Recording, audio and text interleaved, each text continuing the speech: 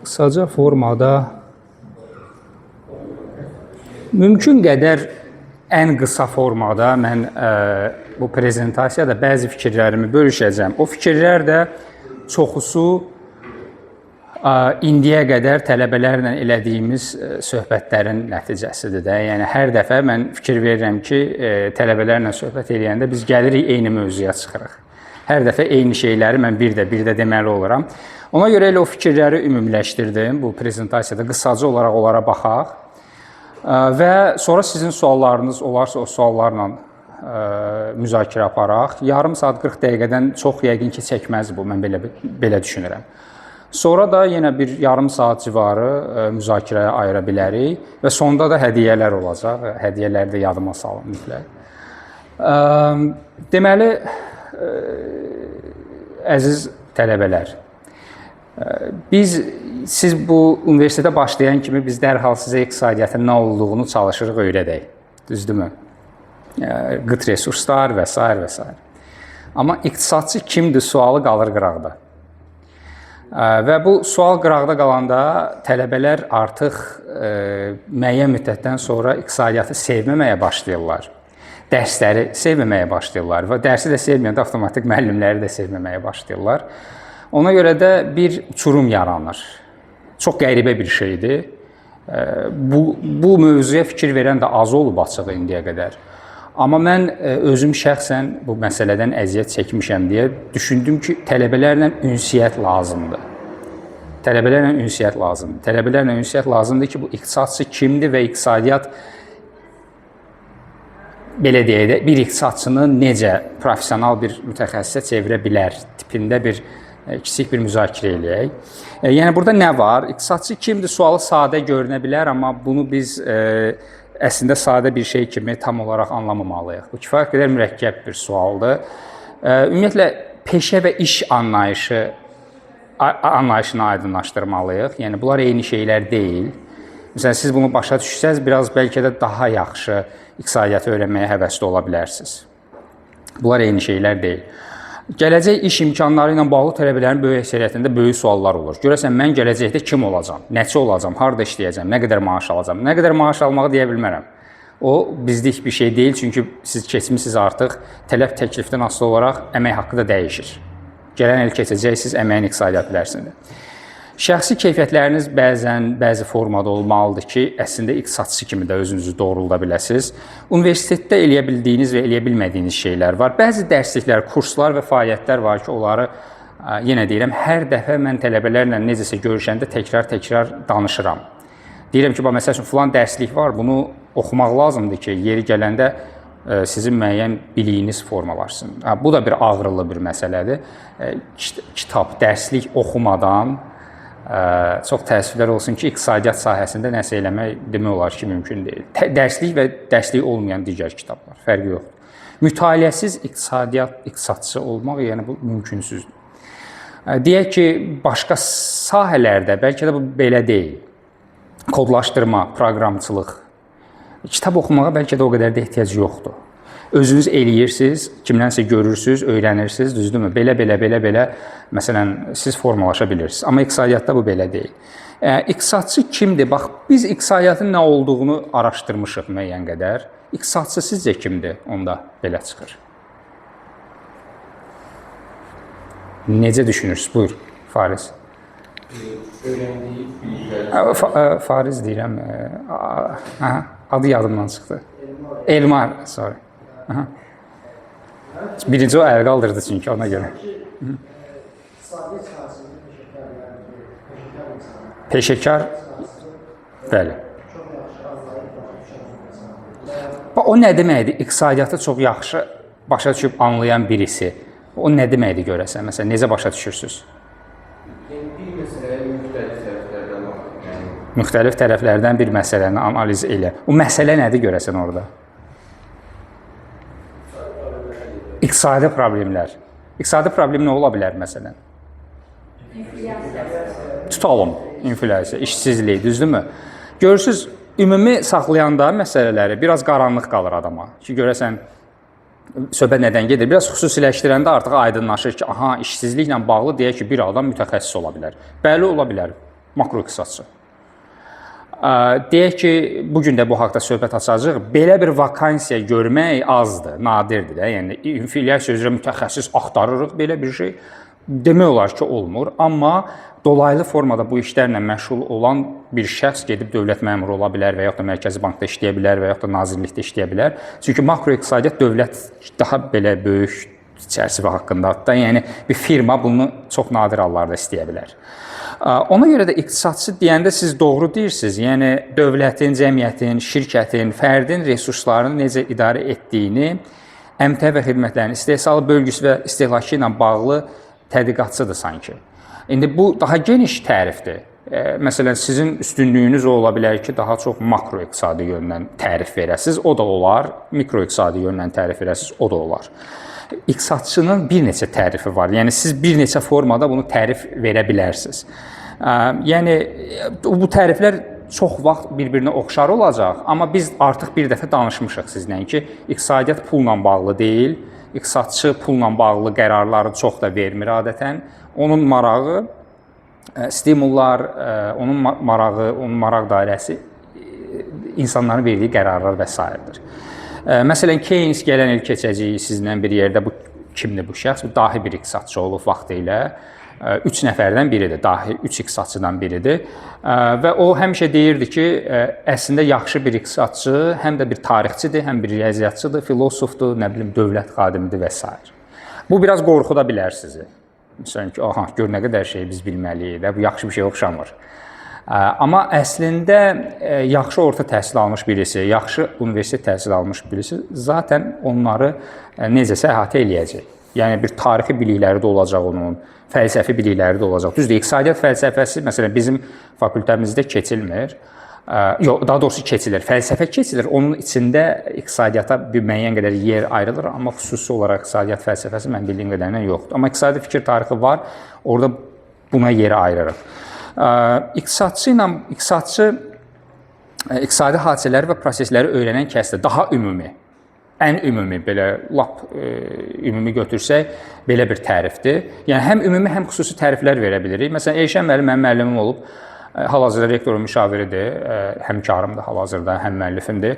Məsələn, onun kitabında bu haqda danışılır 2-ci fəsildə ki, bəs iqtisadçı kimdir? Yəni biz iqtisadçının kim olduğunu anlamalıyıq mütləq. Bu da bir, yenə deyirəm, bizim tədrisimizdə olan bir məsələdir ki, biz vaxt ayırırıq iqtisadiyyatı öyrətməyə, amma iqtisadçının kim olduğunu dair bir dəfə ancaq söhbət açırıq. 2-ci fəsil Menkyunun kitabı, normativ, pozitiv yanaşma və s. və s. Hansı bacarıqlar sizə lazım olacaq gələcəkdə və yaxud da indi fərq eləməz?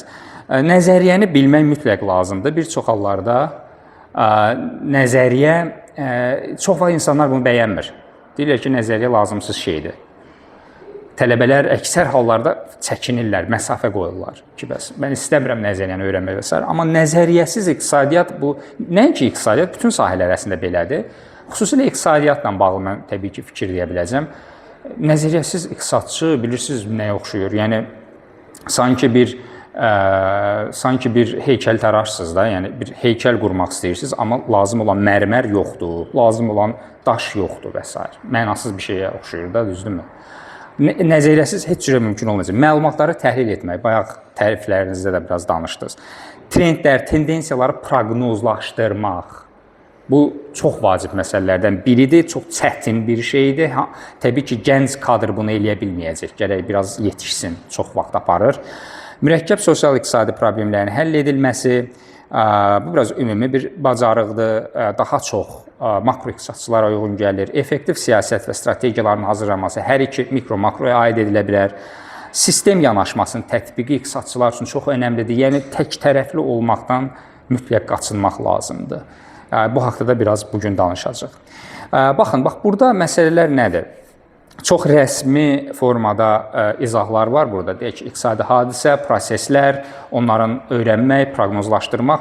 Amma mənim üçün ən əsas maraqlı gələn məsələlərdən biri nədir? Siz gələcəkdə özünüzü bu kateqoriyadan birinə aid edə biləsiniz. Məsələn, ekonometrik. Bu, iqtisadiyyatın içində bir ixtisaslaşmadır. Məsələn, adamın biri təhsil ala bilər, özünü inkişaf elətdirə bilər və yaxud da necəsə. Deyə bilər ki, mən ekonometrikəm. Mən ekonometrikam. Ekonometrika nədir? Riyaziyyat, statistika, nəzəriyyənin birləşməsidir. İqtisadi nəzəriyyənin birləşməsidir. Keçəcəksiniz. Bunun dərsi var, amma təbii ki, vəziyyət belədir ki, universitet sizə müəyyən bir baza biliyin verir, gələcəkdə siz gərək mütləq özünüz onu inkişaf elətdirəsiniz. Maliyyə iqtisadçıları, məsələn, financial economist deyirik, məsələn, ingilis dilində. Bu, özəl sektora da uyğun gələn bir ixtisasdır. Daha çox elə özəl sektordur. İnvestisiyalar, yığımlar, necə, harda, niyə, risklər hansılardır, bank sektoru və sığorta kimi sahələr maliyyə iqtisadçılarına böyük tələbat göstərirlər. Sənayenin təşkili iqtisadçıları, məsələn, mən magistr ixtisasım odur. Belə deyək, rəqabət prosesi necədir, problemlər nələrdir, bazarın strukturu necədir, firmanın təşkil olunması, şirkətin yəni təşkil olunması, hansı maneələr. Bax, bu tipdə mövzularla maraqlansaz gələcəkdə bilin ki, bu sahə uyğun gələ bilər. Beynəlxalq iqtisadçılar, məsələn, international economist, beynəlxalq ticarət, düzdürmü? Xarici ölkələrin iqtisadiyyatı. Məsələn, siz ola bilər, mən belə insanlar tanıyıram şəxsi həyatımda çox. Məsələn, Azərbaycanlı da, amma Azərbaycan iqtisadiyyatına məşğul olmur. İstəmir. Ona maraqlı deyil, ola bilər. Yəni, onun şəxsi seçimidir. Heç kim ona məhdudiyyət qoymayıb ki, sən mütləq Azərbaycan iqtisadiyyatını araşdırmalısan, düzdürmü? Amerika iqtisadiyyatını araşdırır, İtaliya iqtisadiyyatını araşdırır, ona belə xoşdur. Hətta bəzi hallarda həmin ölkənin dilini də bilir. Yəni, bu da çox vacib bir şeydir ki, o ölkəni araşdıracaqsınızsa, artıq onun dilini bilsəz yaxşı olar.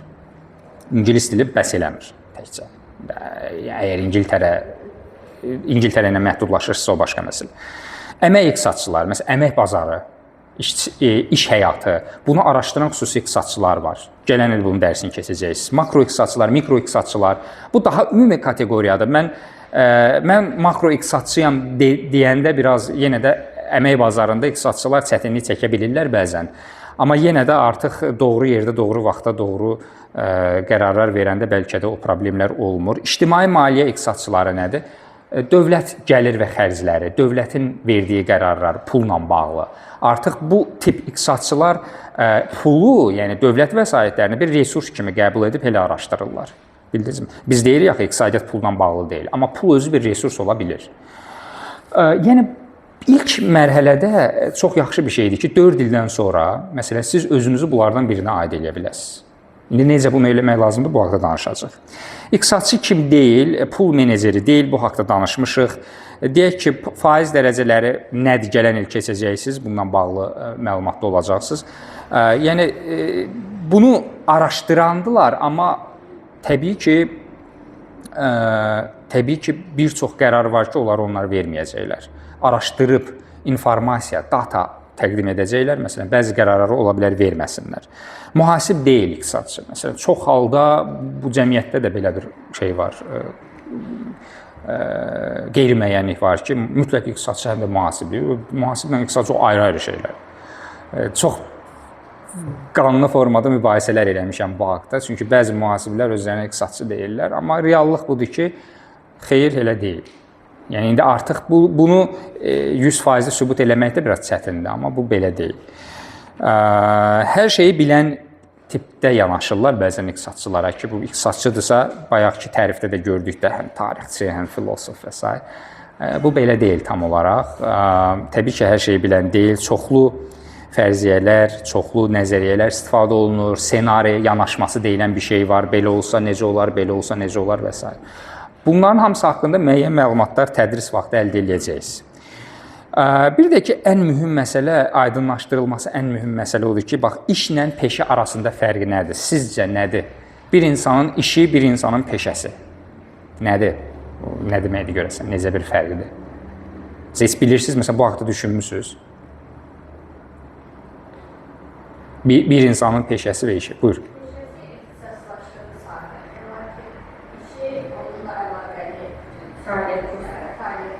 Yəni əlaqəli fəaliyyət, iş ola bilər, bəlkə əlaqəli olmaya da bilər, amma onun işi ola bilər. Amma peşə sırf ixtisasla bağlı olan bir şeydir. 50%, 60% doğrudur. Burada məsələ necədir? Bir qədər daha fəlsəfi anlayışdır. Məsələn, siz ixtisasçı ola bilərsiniz, amma deyək ki, bir dənə bir nümunə deyin, başqa bir tamamilə aid olmayan bir sahədə işləyə bilərsiniz, düzdürmü? Nə bilim, deyək ki, bir nümunə deyin. Tip? Tibb sahəsində çox... Buyur, gəl.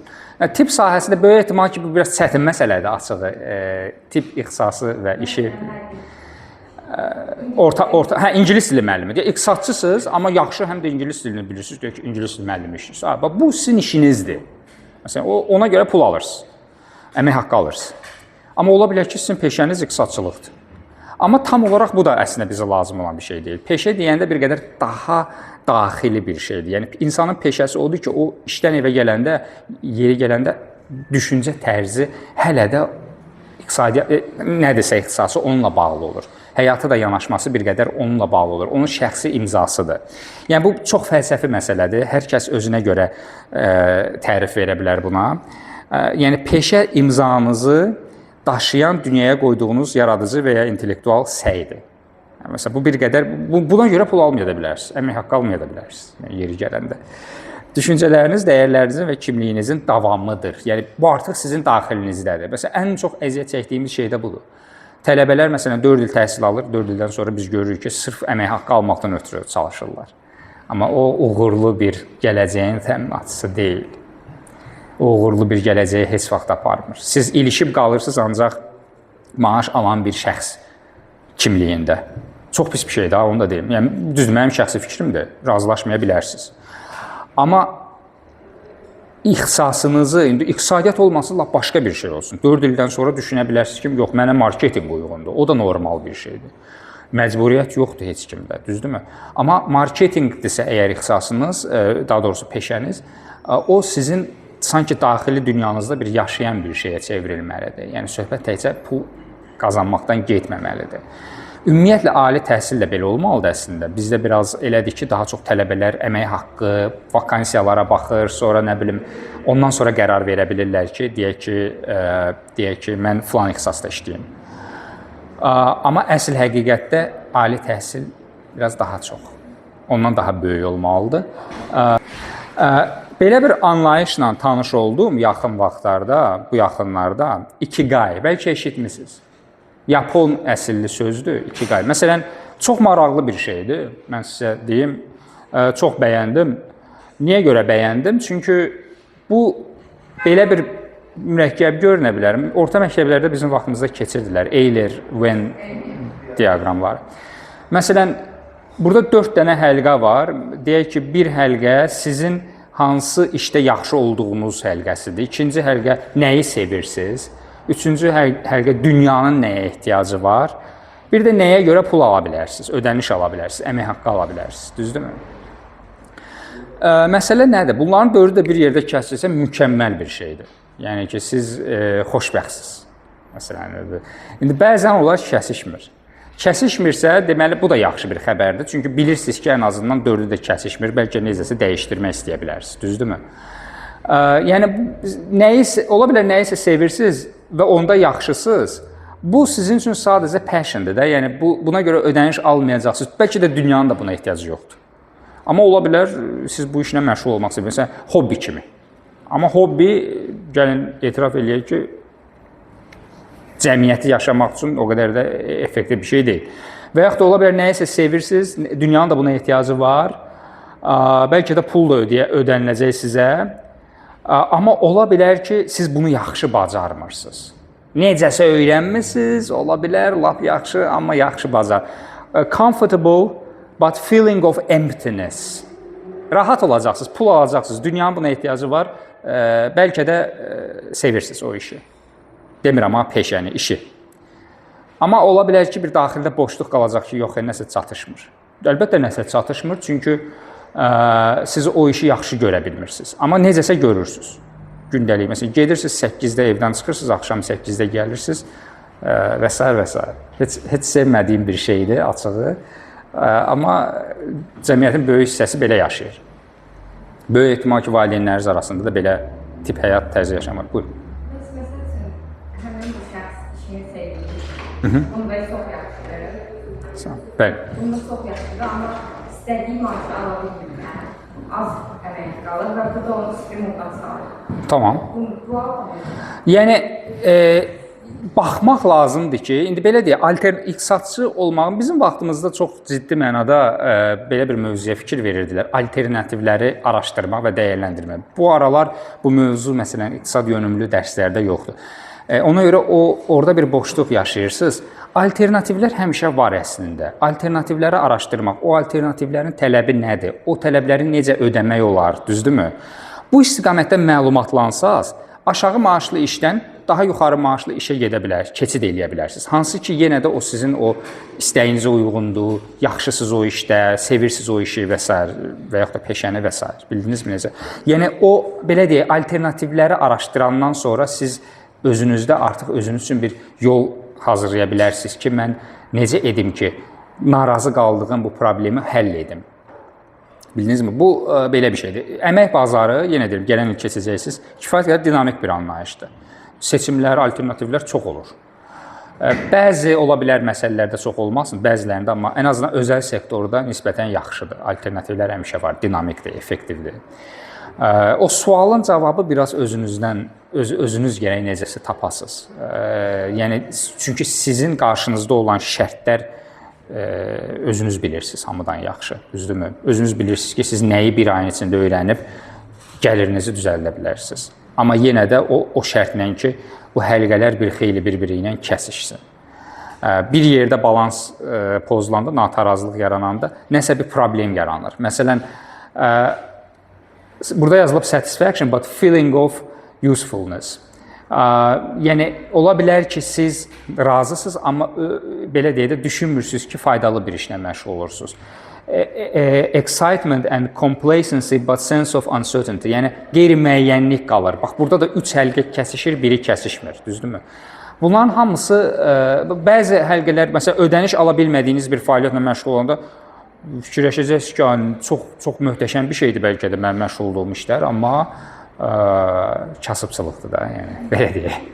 Yəni, bu anlayış mənim çox xoşuma gəldi. Mən əvvəllər də eşitmişdim onun haqqında, amma bu yaxınlarda belə daha dərindən araşdırdım. Yaponiyada belə anlayışlar, məsələn, Kaizen fəlsəfəsi var, bəlkə keçmişsiniz dərslərdə. Kaizen.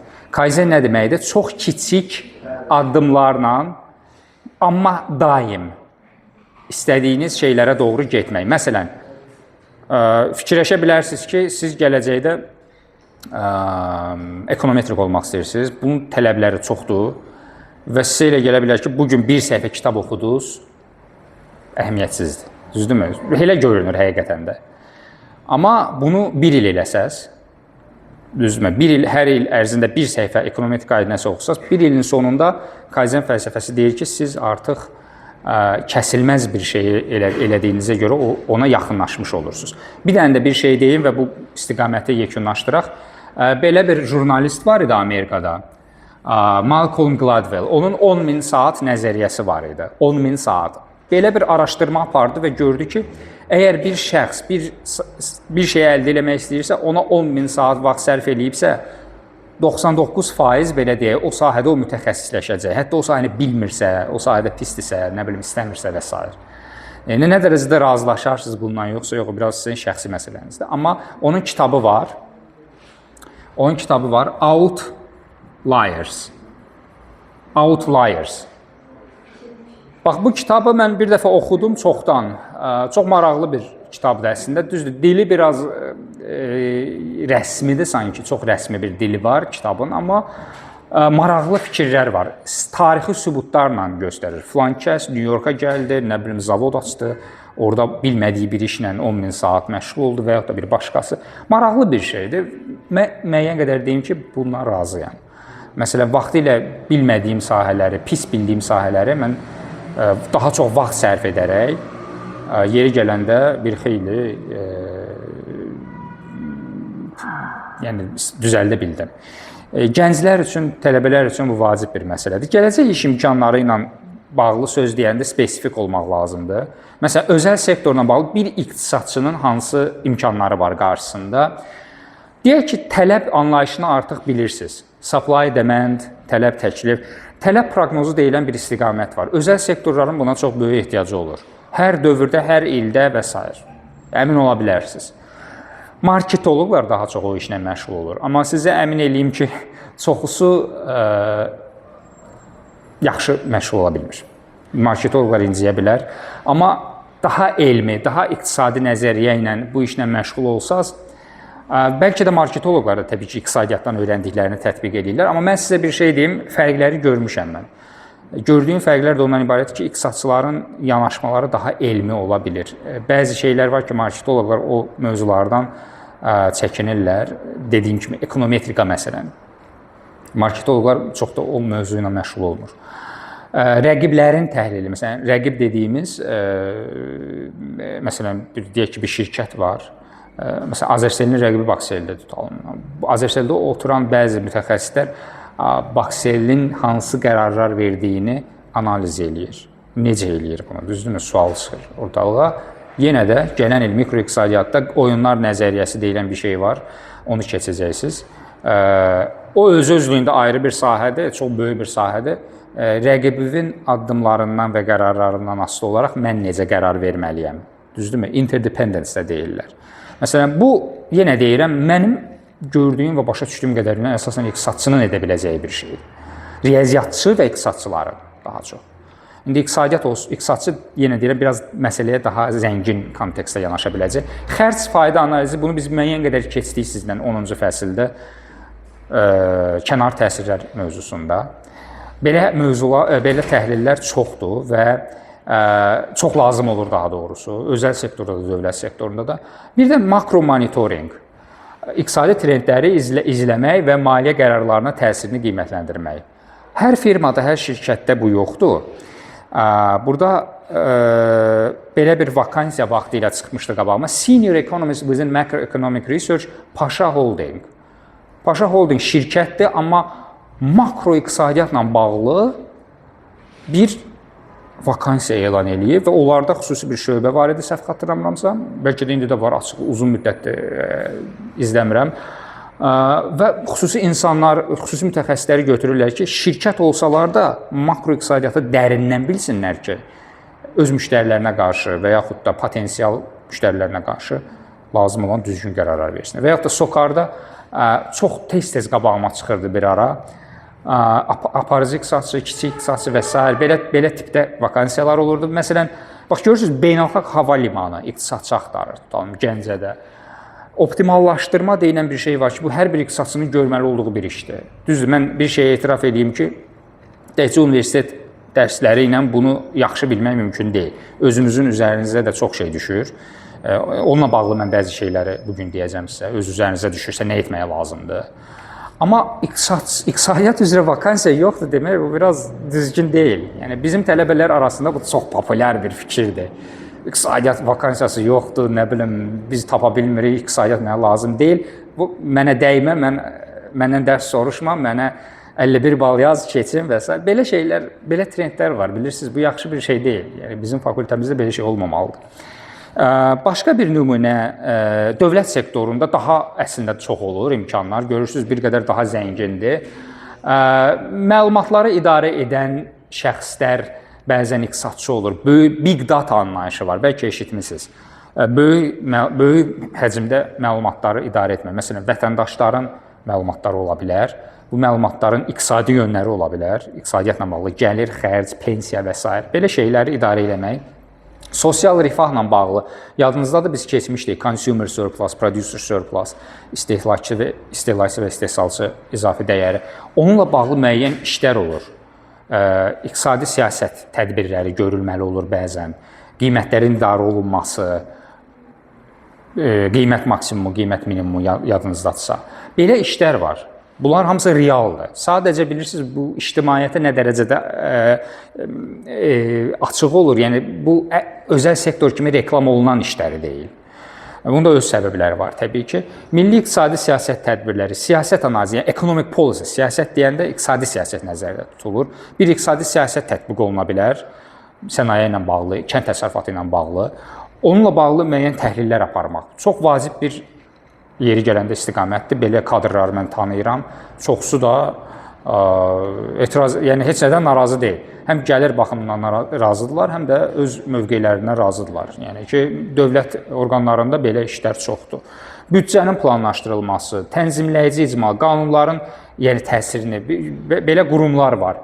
iqtisadi siyasətlə bağlı, iqtisadi islahatlarla bağlı təhlillər aparırlar və işlər görür. Dövlət sektorunda yəni imkanlar da, məsələn, burada müxtəlif kombinasiyalar var. Mən bu slaydı sizlə də bölüşərəm.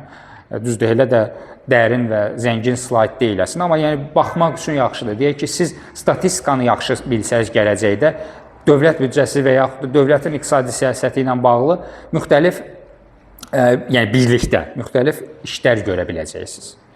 Yəni iqtisadçı olmaq söhbət ondan getmir ki, siz elə ancaq nəsə bir tipdə işlə məşğul. İqtisadçı həm də dediyimiz kimi müəyyən qədər statistikanı bilməlidir ki, ekonometrikanı bilməlidir ki, onun üçün belə deyək də hərəkət etmək asan olsun. Tamammı? Tədqiqat mərkəzlərində işləyə bilərsiniz gələcəkdə. Yəni bir iqtisadçı olmaq üçün o olmaq həm də o deməkdir. Tədqiqat mərkəzlərində məsələn belə tədqiqat mərkəzləri bəlkə də Azərbaycanda azdır, amma son vaxtlar artmağa doğru gedir, onu da deyim. Yəni gələcəkdə potensial sizin üçün iş imkanıdır. Yəni bir iqtisadçısınızsa, diplomunuzda iqtisadiyyat yazılıbsa, iqtisadi bilikləriniz varsa, bacarıqlarınız varsa, siz bu işlərlə məşğul ola bilərsiniz. Məsələn, təsəvvür eləyin, data toplayırsınız, onu analiz edirsiniz, onu sintez edirsiniz. Yaxşı qrafiklər, vizuallaşdırma çox vacib bacarıqdır, onu da deyim iqtisadçılar üçün. Sahə tədqiqatlarını aparmaq, hansı spesifik sahədə işsizlik varmı, miqrasiya varmı, problemlər nələrdir, effektivdirmi, optimaldırmı, deyilmi, nələr görülə bilər və s. Bunların hamısı potensial sizin üçün əslində iş imkanlarıdır. Yəni kiçik elmi işçi, tədqiqatçı bu tipdə həmin işlərin adları olur. Başqa nə ola bilər? Səfirliklər və beynəlxalq təşkilatlar, məsələn, hər bir səfirliyin əslində 1-2 nəfər iqtisadçısı olur. Mən çox əlaqədə olmuşam həmin şəxslərlə. Onlar analizlər eləyirlər və səfirlərə məlumat verirlər. Məsələn, bir səfirlik düşünün, deyək ki, Almaniya səfirliyi. O səfirliyin əsas işlərindən biri iki ölkə arasındakı iqtisadi əlaqələri tənzimləməkdir. Hansı sahə yaxşıdır, o sahəyə investisiya eləmək olarmı və s. Bu məlumatlar hamısı iqtisadçılar tərəfindən analizin nəticəsində gəlir. Ticarət məsələləri üzrə köməkçi, layihə koordinatoru, iqtisadiyyat üzrə mütəxəssis, bunların hamısı yenə deyirəm mümkün vakansiyalardır. Yəni siz gələcəkdə belə şeylər görə bilərsiniz. Yaxın gələcəkdə hansı sahələr aktuallaşacaq? Ətraf mühit və iqlim iqtisadiyyatı, environmental economics. Çünki vəziyyət getdikcə pisləşir. Dünyanın artıq ekoloji vəziyyəti çətinləşir və belə iqtisadçılara ehtiyac olacaq. Aqrar iqtisadçılara çox böyük ehtiyac olacaq və var. Ən azından Azərbaycanda da var. Çox az kadr var bununla bağlı. Olan kadrlarda mən deyərdim ki, o standartlara cavab vermir. Dairəvi iqtisadiyyat, circular economy, bəlkə eşitmisiniz. Eşitməmişsə gələn il bu dərs olacaq, environmental economics-in içində keçiləcək. Rəqəmsal iqtisadiyyat və data analitikası, məncə hamı artıq bu haqda eşidib, yəni bilirsiniz. Bir də davranış iqtisadiyyatı, behavioral economics. Bu, mən bilmirəm sizdə dərs kimi var yoxsa yox, amma bəzi ixtisaslara keçilir. Buyurun. Siz də rəqəmsal iqtisadiyyat və data analitikanın süni intellekt əvəz edilir. Bəli, süni intellekt bu məsələləri bir xeyli əvəz etməyə doğru gedir. Amma biz hələ bilmirik də tam olaraq necə olacaq. Bilirsiniz, o vaxt deyirlər ki, hesablayıcı maşınlar, kalkulyator çıxanda mühasiblər işsiz qalacaq. Kompüter çıxanda, nə bilim, kimlərsə işsiz qalacaq. Amma tam olaraq bu belə olmadı da, bilirsiniz. Yəqin ki, cəmiyyət necəsə onun da həll yolunu tapacaq. Və ola bilər 10%, 20% hansısa işlər sıradan çıxsın, amma əvəzinə bir 20%, bəlkə də daha çox iş yeri yaransın. Mən bunu dəqiq deyə bilmirəm, amma məncə aktuallığını qoruyacaq. Məncə aktuallığını yaxın gələcək üçün qoruyacaq. Uzaq gələcək üçün o ola bilər. Müəllimlərin də işi əvəzlənə bilər robotlar tərəfindən və s. Qayıb yazmayacaqlar yəqin ki. Yəni, belə şeylər ola bilər. Uzaq gələcək demək mümkün deyil, amma yaxındır 5-10 il üçün proqnoz vermək müəyyən qədər mümkündür. Şəxsi keyfiyyətləriniz, qısaca mən nəyi deyim? Müşahidə aparmaq bacarığınız, mütaliə etmə bacarığınız yaxşı formada olmalıdır, mən sizə deyim. Bu, zamandan yaranır, hələ gəncsiniz, amma bunlar haqqında müəyyən məlumatda olmaq lazımdır. Analitik olmaq, əsaslandırma bacarığınız, xırdalıqlara diqqət etmək.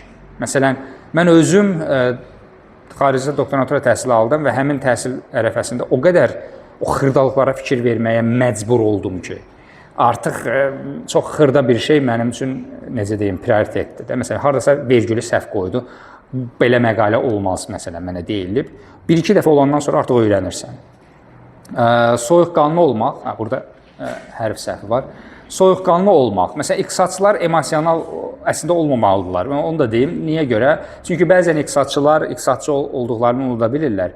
Bəzən daha geniş özlərini düşünürlər də, deyək ki, həm iqtisadçı, həm siyasətçi, həm dövlət. Bu biraz onları dəyişdirir və daha emosional olurlar. Elə fikirlər söyləyirlər ki, o elmi deyil. Normativ məsələlərdən bir qədər əslində azaltmaq yaxşı olar.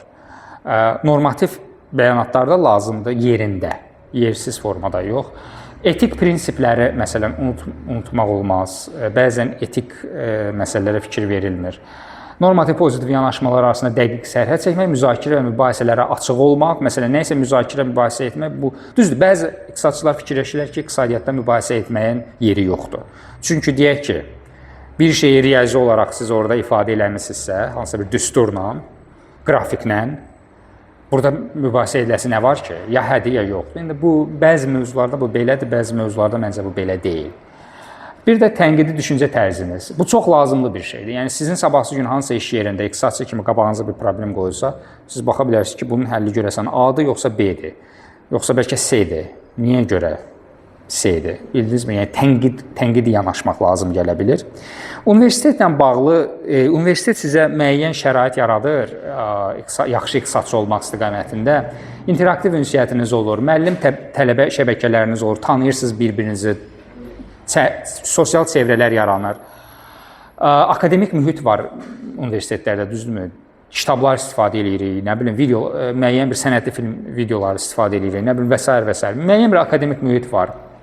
Yəni, burada olan insanlar bilinir ki, onların izlədiyi prinsiplər və məsələlər deyək ki, kitablardan gəlir, elmdən gəlir, akademik mühitdir də. İxtisaslaşmış tələbə cəmiyyətləri məsələn var sizdə. Bu məsələdə bu il çox yaxşı nailiyyət əldə elədi bizim fakültəmiz. Yəni müxtəlif klublar və s. və s. Yəni mübadilə proqramları və s. Bu universitetlər bunu sizə təqdim eləyir. Yəni ondan müəyyən qədər fayda götürə bilirsiniz. Amma universitetlər sizə vermədiyi şeylər də var da, düzdürmü? Bu belə deyək də, bu heç kimə sir deyil. Çünki təzədən yadımıza salaq, resurslar məhduddur, müəllimlərin sayı məhduddur, vaxtımız məhduddur, universitetin otağı məhduddur. Yəni, bu normal bir şeydir. Ona görə bəzi səhv bacarıqları özünüz əldə eləməlisiniz. Deyək ki, yaxşı bir proqramlaşdırma bacarığı əldə eləmək istəyirsinizsə, əmin olun ki, bunu gərək özünüz eləyəsiniz. Başqa yolu olmayacaq. Nəzəri biliklərə üstünlük verir universitetlər, ona görə də praktiki biliklər özünüzə qalır. Öz həqiqi maraq dairənizi axtarıb tapmaq məsələsi özünüzə qalır. Çünki universitet standart bir kurikulum tətbiq eləyir. Hamıya iqtisadi fikir tarixi keçilir, amma hamı bunda maraqlı deyil. Düzdürmü? Hamıya mikroiqtisadiyyat keçilir, amma hamı bunda maraqlı olmaya bilər. İndi edə biləcəyimiz çox bir şey yoxdur da, standartdır. Yəni, standartdan kənara çıxa bilmirik. Spesifik sahələrlə bağlı bilikləri və təcrübələri ötürməyə bilər. Təbii ki. Yəni, mikroiqtisadiyyat dərsində siz ümumi şeyləri keçəcəksiniz, spesifik bir sahəni götürsək, həmin sahənin biliyini, praktikasını siz gərək, ya bizdə internship deyirlər, yəni təcrübə proqramı vasitəsilə, yaxud da necəsə başqa bir formada özünüz eləməli olacaqsınız. Gəlirik əsas məsələyə. Tələbələrin qaçdığı mənim çox bəyəndiyim bir məsələdir. Əslində necədir? Hər nə qədər tələbələr bundan qaçsa da, yenə də bunsuz mümkün deyil. Bəzi kitablar mən göstərəcəm sizə. Bunları şəxsən özüm təcrübədən keçirtmişəm. Yenə deyirəm, slaydı bölüşərəm, sizdən baxarsınız. Məsələn, mən bu kitabı oxudum, gec oxudum təbii ki. Mənim 26 yaşım var idi bu kitabı oxuyanda, xarici ölkədə idim. Bu kitabı oxuyana qədər ümumiyyətlə mən bilmirdim ki, mən necə araşdırma aparım, iqtisadiyyatı necə başa düşüm, rəqəmlərin vasitəsi ilə, model nədir? Funksiyaları keçmişsiniz məktəb vaxtı. Funksiyaları necə istifadə edim iqtisadiyyata, düzdürmü? Və yaxud da iqtisadiyyata yaxın sahələrdir. Bax, bu kitab mənə onu kömək elədi ki, o problem çox da belə rahat dildə yazılıb, inanılmaz dərəcədə. Analysis of Economic Data. Makroiqtisadiyyatla bağlı niyə görə mən makroiqtisadiyyatı mikroiqtisadiyyatdan da qabağa qoydum? Çünki mənim mövzularım adətən makro mövzular olurdu. Əvvəllər, son vaxtlar mikro da var, araşdırma mövzularım. Məsələn, makroiqtisadiyyatla bağlı Blanchardın, Olivier Blanchardın kitabını siz yaxşı olar ki, 3-cü, 4-cü kurs ərəfəsində özünüz oxusaz. Azərbaycan dilində də var bu arada, ingilis dilində də var. Bu kitab ancaq ingilis dilində. Makroiqtisadiyyatı yenidən kəşf edəcəksiniz və daha bir 10 qat daha yaxşı öyrənəcəksiniz. Yəni Menkudun kitabı bəhs eləmir. Amma o da lazımdır. O da lazımdır. Mikroiqtisadiyyat Karl Keysin kitabı və başqaları da var burada. Bu da Azərbaycan dilində də var. Tərcümə keyfiyyəti ilə bağlı çox bir söz deyə bilmirəm. Ortadır. Amma ingilis dilli tələbələr rahat ingilis dilində də istifadə edə bilər. Beynəlxalq iqtisadçı olmaq istəyirəm desəz bir gün International Economics Krugmanın kitabı. Bu kitab keçilir bizim fakültədə, hamısı yox. Kitab böyükdür. Yəni bir semestrə nə qədər sığışırsa o qədər keçilir. Bu kitabı oxuyandan sonra mən şəxsən öz iqtisadiyyatı necə deyim, çox daha yaxşı başa düşməyə başladım. Jonathan Gruber'in kitabı var, Public Finance and Public Policy. Düşünə bilərsiniz ki, burada ekonomik sözü yoxdur, amma Public Finance iqtisadiyyatın sahəsidir. İctimai maliyyə, dövlətin gəlir xərci, pensiyalar və s. xərcləmələr və s. Fiskal siyasətdə deyirlər, buna gələcəkdə öyrənəcəksiniz. Azərbaycan dilində də var. Nikola Acocella'nın Economic Policy in the Age of Globalization bu kitabın da mən əslində hamısını oxumamışam, amma özümə nə qədər lazımdırsa o qədərini oxumuşam. Təəssüflər olsun ki, tərcüməsi biraz çətin dilləndi, ingilis dilində, çünki İtalyan dilində yazılıb, orijinalı. Amma düşünürəm ki, bu kitab bir çox məsələdə mənə kömək elədi və tələbələrə də məsləhət görürəm ki, əgər iqtisadi siyasəti başa düşmək istəyirsinizsə, bu iki ən yaxşı kitabdan biridir. Bir digəri başqa müəlliflər tərəfindən yazıb, unutmuşam onların adı. Azərbaycan dilində də bu yaxınlarda tərcümə olundu. Bir də son olaraq iqtisadi coğrafiya, bir də iqtisadi fikir tarixi. İqtisadi fikir tarixini biz keçəcəyik gələn il. Bu kitabı başdan sona qədər keçəcəyik. Sevilmir, amma mən bu kitabdan daha yaxşı kitab tanımıram açığı. Bundan fərqli kitablar var, uzun-uzun, bilirsiniz, nağıl kimi mənasız. Amma iqtisadi fikirlə bağlı Brun'un kitabı və Grant'ın kitabı çox daha sistemlidir. Soldakı isə bu da bir ara keçilirdi bizim fakültədə. Amma iqtisadi coğrafiya ilə bağlı, iqtisadi coğrafiya ümumiyyətlə iqtisadiyyatın məncə ən maraqlı, ən real, nəzəriyyədən biraz uzaq, praktika sahəsidir. Keçmişsiniz siz biraz coğrafiya dərsinin bir hissəsi kimi, amma bu Amma iş orasındadır ki, bu o deyil də tam olaraq. Çünki necə, nə mənada maraqlı? Bu ondan da maraqlıdır. Çünki burada tarixi yanaşma da var. Tarixən iqtisadi şeylərə görə necə ölkələr bir-birindən fərqlənməyə başlayıb. Niyə Hindistanda məsələn çoxlu problemlər var, amma deyək ki, başqa bir ölkədə yoxdur. Deyək ki, müstəmləkəçilik məsələləri və s. Bunların hamısı bir araya gətirilir. Çox maraqlı kitabdır. Məsələn, bu kitabı da gələcəkdə vaxtınız olsa oxusaz, xeyirli bir, dünya görüşünüzü artıra biləcək bir şeydir. Və sonda Oxford Universitetinin belə bir silsilə nəşrləri olur və bu hələ də davam eləyir, mən bildiyim qədərilə. Short Introduction to Something.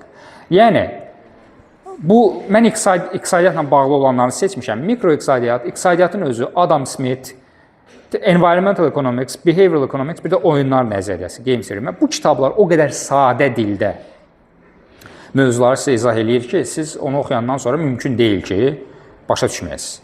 Yəni, mən sizə onu əmin eləyə bilərəm. Buyurun.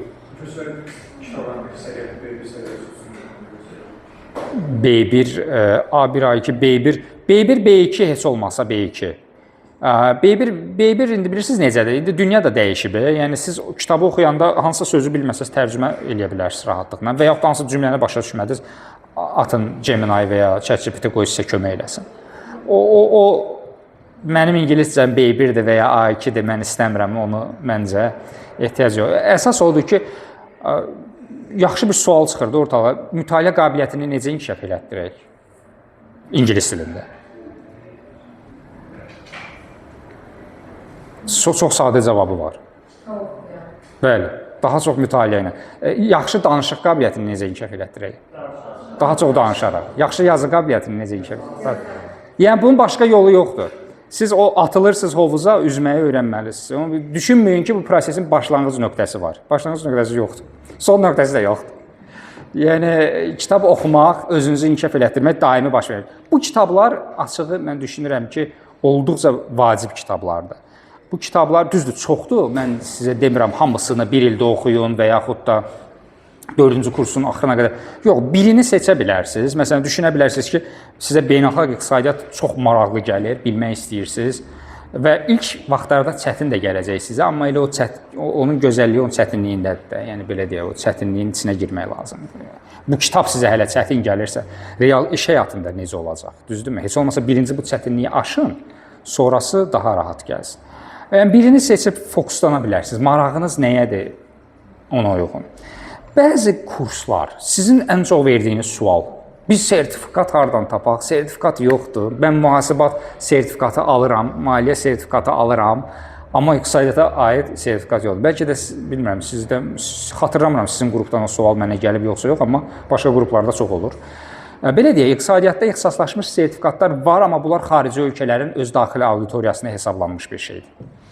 Amerikada bir Amerikalı işləyəcəksə, müəyyən qurumlar var ki, onlara sertifikat verir, lisenziya kimi. Bizdə, mən səhv xatırlamamsa, yoxdur belə bir şey. Amma əvəzinə biz nə edə bilərik? Bəzi kurslar olur ki, Coursera-da məsələn, hamı tanıyır da Coursera-nı, düzdürmü? Tanımayan varsa desin.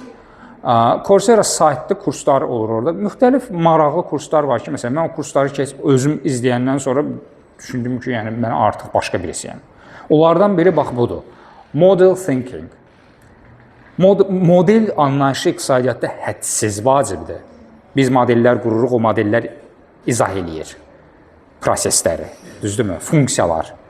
Onu necə başa düşmək lazımdır? O kurs ideal izah eləyir.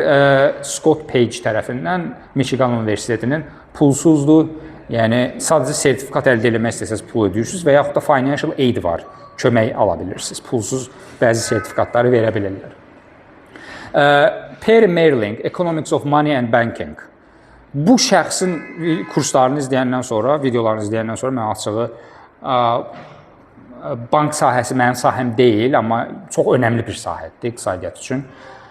Çox şey öyrəndim. Düzdür, əsasən qərb bankçılığı ilə bağlıdır. Amma yenə də mən deyərdim ki, o yaxşı, keyfiyyətli bir material mı deyim, content mi deyim, insana çox böyük faydası olur. Local Economic Development, bu yaxınlarda izlədim bu kursu. Regional inkişaf, bir ölkənin bir hissəsini necə inkişaf etdirmək olar və s. tipdə suallara fokuslanır. Bir də mikroiqtisadiyyatla bağlı çoxsaylı belə kurslar var ki, mən sadəcə birini ora qoydum. Bu kurs çox maraqlı idi, çünki burada beynəlxalq ticarət məsələsini izah eləyəndə müəllim tələbələri seçir auditoriyadan 5 nəfər bir tərəfə, 5 nəfər bir tərəfə və onlara random əşyalar verir. Deyir ki, məsələn, indi baxın görün bu əşya sizə lazımdırmı, yoxsa onu ticarət etmək istəyirsiniz? Kiməsə dodaq pomadası düşüb, hansısa bir oğlana, məsələn, o baxır ki, mənə lazım deyil də. Yəni, deyir ki, bir xanıma da deyir ki, başqa bir şey düşüb, hansı ki, ona maraqlı deyil, deyir ki, nə bilim, nəsə başqa. Axır ki, onlar razılaşırlar ki, bunu ticarət eləsinlər, dəyişdirsinlər, mübadilə eləsinlər. Məsələn, müəllim izah eləyir ki, bax, görürsünüz, dünya dövlətləri də belədir. Kimdəsə nəsə var, ona o qədər də bəlkə də lazım deyil və ya çoxdur. Biz keçmişik bu haqda, opportunity cost məsələsi. Onu ixrac eləyir, bir başqası da ona başqa bir şey ixrac edir. Belə şeylər maraqlı formada siz bunları eşitməlisiniz ki, müxtəlif dillərdən də, yəni müxtəlif insanlardan ki, siz iqtisadiyyatda ətraflı başa düşəsiniz. Yəni bu reallıqdır. Yəni ona görə mən həm də deyirəm ki, eyni müəllim bir qrupa yaxşı olar ki, dərs keçməsin. Mikroiqtisadiyyatı qoy başqası keçsin, makroiqtisadiyyatı qoy başqa. Hərənin üslubundan bir şey götürə bilərsiniz. edX də bir saytdır. Məsələn, From Poverty to Prosperity, Understanding Economic Development. Məsələn, bu kurs Paul Collier'in özü tərəfindən keçilir. Paul Collier kimdir? Möhtəşəm bir iqtisadçıdır. Afrika iqtisadiyyatlarını araşdıran ingilis bir iqtisadçıdır. O çox böyük həvəsləndirdi məsələn. Hardasa bir 11 il, 12 il əvvəl mən hesab xatırlamıramsa. İndi də var. Makroiqtisadi diaqnostika çox maraqlı bir şeydir. Göstəriciləri necə analiz edim, ekonometrikanı necə istifadə edim. Bunların hamısı oradadır. Yəni bu belə şeylər haqqında siz özünüz gərək məşğul olasınız. Narrative economics çox maraqlı bir şeydir və orada deyilir ki, iqtisadiyyat heç də həmişə rəqəmlərlə bağlı olan bir şey deyil. Narrativlər də var, təhkiyələr də var ki, hansı ki, iqtisadi proseslərə yön verir. Kurslar belə formada var. Siz bunları istifadə etməyə məsləhət görürəm. Müəyyən sertifikatlar xarici ölkələrdə olur. Məsələn, Certified Economic Research Professional. Məsələn, bizdə belə bir şey yoxdur, amma xaricdə var. Bilirsinizmi? Yəni mən bilmirəm onu necə əldə etmək olar açığı. Yəni çoxdur da, bax burada nümunələr var. Bunlara özünüz baxarsınız. Amma mənə elə gəlir ki, PMP ilə bağlı sertifikat əldə eləsəz, layihələrin idarə edilməsi, Project Management Professional. Bu sizə çox faydalı olacaq bir iqtisadçı kimi. Çünki hansısa bir layihəyə gedə bilərsiniz. Orada hansısa bir idarə etməklə bağlı bir şey ola bilər ki, o sertifikat sizə bir üstünlük verəcək. Proqramlaşdırma, nə bilim, data analitika, bunların hamısına aid sertifikat əldə edə bilərsiniz. Heç bir məhdudiyyət yoxdur. Yəni, onlar sizin birbaşa ixtisasınız deyil, amma dolaylı yolla çox böyük faydası var. Ən əsas fəaliyyətlər çox sadədir. Xarici dil öyrənmək, medianı izləmək. İzləmirsiniz medianı, mən bilirəm. Amma medianı izləmək lazımdır. Həm xarici, həm yerli. Harada hansı iş yerləri açılır, hansı zavod bağlandı, hansı şirkət bankrot oldu, müflis oldu, düzdürmü? Dünyada, yerli və s. Bunlar çox lazımlı şeylərdir. Nə qədər məlumatlı olsanız, bir o qədər yaxşı. Konferanslar və akademik tədbirlərə getmək çox məsləhətdir. Biznes subyektlərini ekskursiyada olan var, hansısa bir zavodda, hansısa bir şirkətdə məsələn. Mən 6 il Azərbaycanda təhsil aldım, 4 il magistr, 4 il bakalavr, 2 il magistr. Ancaq 6 ildən sonra bir dəfə ekskursiyaya getdim Coca-Cola'nın zavodu deyək də, düzdürmü, zavoduna. Məsələn, orada istehsalın necə bir şey olduğunu izah elədilər, düzdürmü? Məsələn, universitetlərdə yaxşı olar ki, bu istiqamətdə nəsə bir iş görülsün, siz özünüz belə eləyə bilərsiniz. Bəzən olur, kimsə təşkil edir, qoşula bilərsiniz. Təlimlərdə iştirak və s. bu anlaşılan bir şeydir. Yekun fikirlərdə, yəni mən sizə bir şey deyim ki, iqtisadçı olmaq vaxt biraz çox aparır. Bu bəlkə də təəssüf verici bir şeydir, amma yaxşı professional mühasib olmaq bir neçə aya baş verə bilər. Bir neçə aya baş verə bilər. Amma yaxşı iqtisadçı, necə deyim, analitik, dərin, belə kreativ bir iqtisadçı bu bir qədər daha çox vaxt aparır. Bu reallıqdır, bunu biz dana bilmərik. Nizam-intizam və yaxşı kommunikasiya qabiliyyəti olduqca vacibdir. Yəni, nizam-intizam nə deməkdir burada? Yəni, özünüz üçün planlar qurmaq və o planlara əməl etmək. Hər gün, deyək ki, 2 saat onlayn kurs izləyəcəm.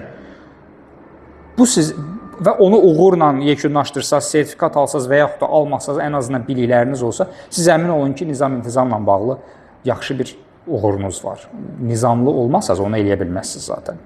Mütaliəniz davamlı olmalıdır. Universitetin təqdim etdiyi şeylərə də ayrı seçkilik etmək yaxşı bir şey deyil. Tələbələr tərəfindən bu çox olur. Əziyyətli prosesə çevrilir sonra dərslər.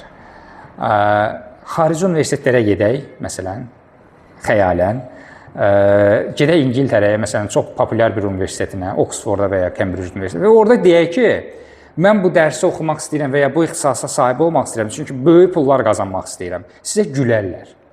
Sizə gülərlər. Mən deyim o sözü, mənə gülərlər. Başqası desin. Universitet pul qazanmaq baxımından yer deyil. Yəni ki, sizə birbaşa o məqsəd o deyil. Yəni, bildinizmi? Birinci, sizin real biliyinizi və dünya görüşünüzü inkişaf elətdirir universitetlər. İkincisi, sizə bax, belə çevrələr, sosial qruplar təqdim eləyir, bir-birinizi tanıyırsınız. Kim bilir, gələcəkdə nə olacaq? Bəlkə aranızdan elə bir şəxs çıxacaq ki, o böyük bir holding sahibi olacaq və digər tələbə yoldaşlarına da öz komanda üzvü eləyəcək. Belə nümunələr çoxdur. Məsələn, xaricdə MBA təhsili ona xidmət eləyir. Bir-birlərini insanlar tanısın. Çünki MBA-də yaxşı universitetə qədər gələ bilibsə, 1-2 şəxs, 3 şəxs, 5 şəxs. Deməli, onlar böyük ehtimal ki, bir-birlərinə də yaxşı kömək eləyə biləcəklər. Universitetlərin funksiyasından biri də budur. Sizi bir-birinizlə, müəllimlərlə tanış eləmək, görüşdürmək, bir yerə gətirmək və s. Multidisiplinar sözü bəlkə təzədir sizin üçün. Yəni, tək iqtisadiyyat yox, yanında başqa şeylər də olmalıdır. Psixologiya məsələn, deyək ki. Riyaziyyatla iqtisadiyyat bugün çox belə bir-biri ilə iç-içədir, amma bilmirəm, indi başqa sahələrdən də nümunə gətirmək olar da. Deyək ki, sosiologiya ayrı bir sahədir. Sosiologiya və iqtisadiyyat bir yerə gələndə yaxşı nəticələr çıxır, onu da deyim. Yəni, tək iqtisadiyyat yox, yanında bir sahəni də əlavə edə bilsəz və yaxşı xarici dil bilikləriniz olsa və bəzi burada qeyd olunan şeyləri də əməl etsəz, əslində yaxşı nəticə əldə etmək olar. Texniki və praktiki sərt bacarıqlarınız olsun. Yenə, məsələn, nə deməkdir bu? Proqramlaşdırma bacarığınızı əldə edə bilsəz, gələcəkdə faydalıdır. Bir də intuisiyanız. Hər şeyi öyrənmək mümkün deyil, hər şeyi bilmək mümkün deyil, amma qabağınıza bir problem qoyulanda, bir challenge qoyulanda, onu necəsə bir də görürsünüz ki, həll edə bilirsiniz. Niyə? Çünki dərsləri oxumusunuz, üzərinizə düşəni eləmisiniz, 10.000 saat bəlkə də sərf eləmisiniz bu sahəyə və sizdə şuuraltı olaraq o intuisiya yaranır. Bunu izah eləmək çox çətindir. Elm bunu izah eləyə bilmir. İntuisiya nədir? Yəni, nevrologiya elmi bunu tam olaraq izah edir. Amma çox maraqlı bir şeydir də. Məsələn, bəzən bir iqtisadçı gəlir, deyir ki, bir aydan sonra, məsələn, ölkədə inflyasiya əslində bu filan qədər olacaq. Amma fikrini əsaslandıra bilmir və yaxud da həmin anda bəlkə də onu eləyə bilmir. Baxırsan, görürsən ki, düz dedi. Proqnozu düz çıxdı. Belə siyasətçilər də var, belə psixoloqlar, belə sosioloqlar da var. İntuisiyasını inkişaf elətdiriblər. O da qeyri-adi bir şey deyil. Dediyimiz şeylər çərçivəsində o inkişaf eləyir. Mütaliəli olmaq, nizamlı olmaq, ayrı seçkilik etməmək, dərslərə qarşı məsələn, bir də maraqlı olduğunuz sahəni tapmaq. Yəni bu qədər. Sualınız olsa, indi də verin və ya sonra olsa e-maildə yaza bilərsiniz, fərq eləməz. Amma burada əsas məqsəd odur ki, məqsədim o idi ki, bəzi şeyləri bölüşüm sizinlə. Hansı ki, onları mən tez-tez təkrar eləməli oluram yeri gələndə bir çox qruplarda. Məsələn, ən azından o kitab və kurs siyahıları, məsələn, sizdə qoy olsun və gələcəkdə sual yaransa ki, mən nəyi oxuyum, deyək ki, yaxşı bir makroiqtisadçı olmaq üçün. Orada var. Və düşünməyin ki, bir kitab az ola bilər. Əksinə, elə bir kitab, deyək ki, Blanşardın kitabı o hər şeyə bərabərdir yeri gələndə. Amma təbii ki, müəyyən mənada kifayət eləmir uzun müddətli dövrdə.